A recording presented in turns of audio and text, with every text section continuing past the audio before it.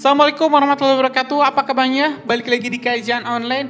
Kita bakal lagi teman-teman menyaksikan ini pernyataan sikap dari Amerika Serikat di KTT luar biasa Jordania khusus membahas terkait tanggap darurat krisis Gaza.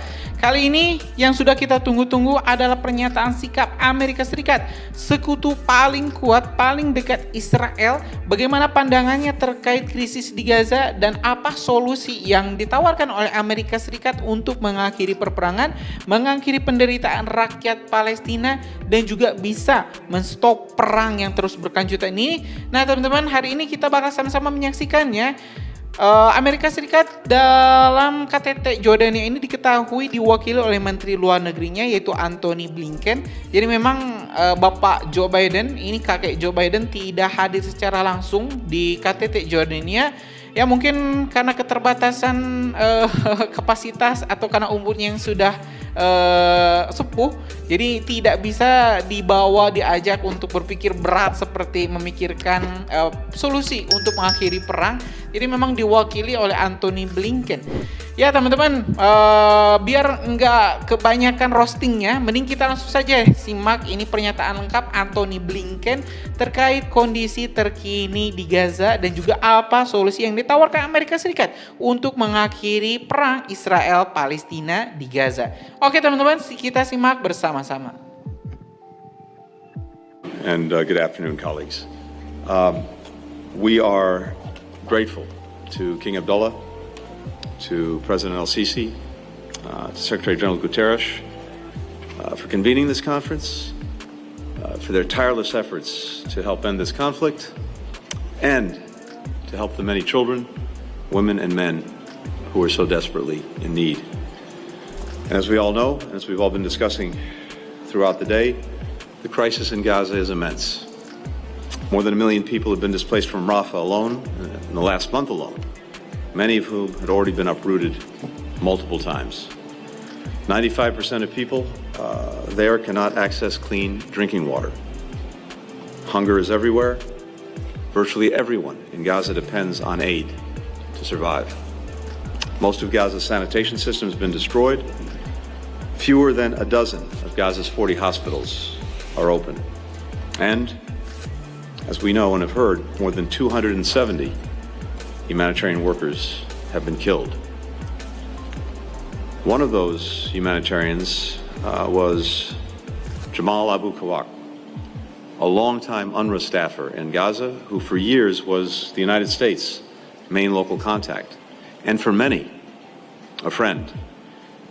He was killed last month after evacuating Rafah. He was looking for shelter for his family. He's survived by his wife and his 4 children. The single most effective step we can take to address the urgent humanitarian challenges in Gaza is to reach an immediate and ultimately enduring ceasefire. 11 days ago, President Biden set out a comprehensive proposal to do precisely that. In its first 6 weeks, the proposal would provide for a full ceasefire, the pullback of Israeli forces from all the populated areas of Gaza, the release of a number of hostages, including women, the elderly, and wounded, a dramatic surge in aid deliveries, the return of civilians to their homes or neighborhoods in all parts of Gaza, and it would also initiate negotiations toward a permanent ceasefire. The second phase would see the release of all remaining living hostages, the withdrawal of all Israeli forces from Gaza, the implementation of a permanent cessation of hostilities, and the final phase would launch a massive reconstruction effort in Gaza. When I met Prime Minister Netanyahu yesterday in Israel, he reaffirmed his support and his commitment to bringing this proposal across the finish line. The same day, yesterday, the United Nations Security Council adopted a resolution sponsored by the United States in support of the proposal. 14 members voted for it. Not one country opposed it. It's just the latest vote of support the proposal's received from around the world, from virtually everyone around this table, the Arab League, countries throughout the region. Today, as we gather, one and only one thing stands in the way of this deal happening, and that's Hamas. So, my primary and first message today to every government, to every multilateral institution, to every humanitarian organization that wants to relieve the massive suffering in Gaza, get Hamas to take the deal. Press them publicly. Press them privately. And Hamas should not require much convincing. After all, the proposal is nearly identical to one that Hamas itself proposed on May the 6th. Having said that, we're gathered today because all of us, I believe, recognize the imperative of taking bold, immediate actions to help civilians in Gaza and to do it now. And here are a few thoughts on how we can do that going forward. First, give more aid. You've heard this already from our colleagues at the UN.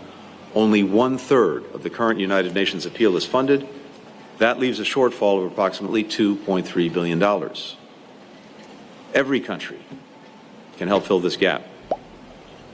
Yet some who've expressed great concern over the suffering of the Palestinian people in Gaza, including countries with the capacity to give a lot, have provided very little or nothing at all. It is time for everyone to step up.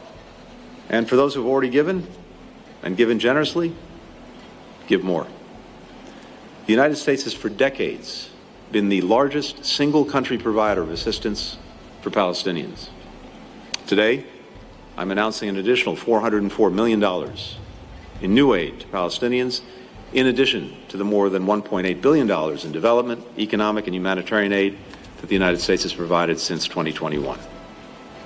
Second, let's work together to ensure that more aid gets into Gaza and, once it's in Gaza, reaches the people who need it the most, by land, by air, by sea. This has been our intense focus since the conflict started. Particularly in recent months, Israel has taken some important steps to open more crossings, to address obstacles to the delivery of assistance. But it can and must do more. As we conveyed directly to the Israeli government, it is crucial to speed up the inspection of trucks and reduce backlogs, to provide greater clarity on and shorten the list of prohibited goods, to increase visas for aid workers and to process them more quickly, to create clearer, more effective channels for humanitarian groups to deconflict with IDF operations, to surge life-saving medicine and equipment, to provide everything necessary to repair water and sanitation systems. And Israel must take further steps to reduce civilian casualties, even as it confronts an enemy that started this war with the barbaric slaughter of civilians on October 7th, an enemy that conducts operations from schools, from hospitals, from camps of displaced families, an enemy that cynically hides behind or underneath the people it purports to represent. I think we all know there is no time to waste, given the hell that hundreds of thousands of Palestinians are enduring every single day. 10-year-old Abed lost his parents, his brother, and other family members. They were killed in an airstrike that was targeting terrorists.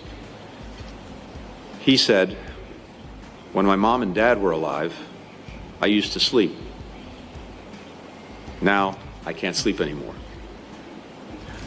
There's an acronym that has become increasingly common for children like Abed in Gaza.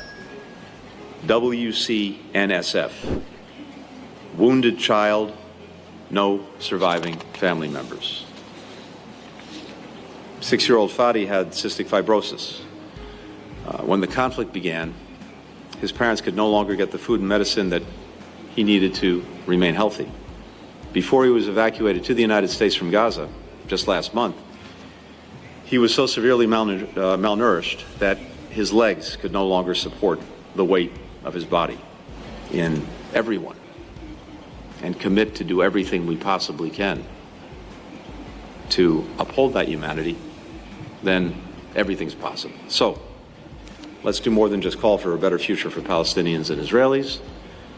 Let's help build that path to the future, do it together, and we can start by maximizing all of the efforts that we're engaged in to help the people who need it and help them now. Thank you very much. Ya teman-teman, kita telah menyimak pernyataan lengkap dari 4 tokoh dunia. Yang pertama dari Presiden terpilih Republik Indonesia Bapak Prabowo Subianto, dilanjutkan dari Sekjen PBB Antonio Guterres, dilanjutkan juga oleh Charles Michel ya dari European Commission.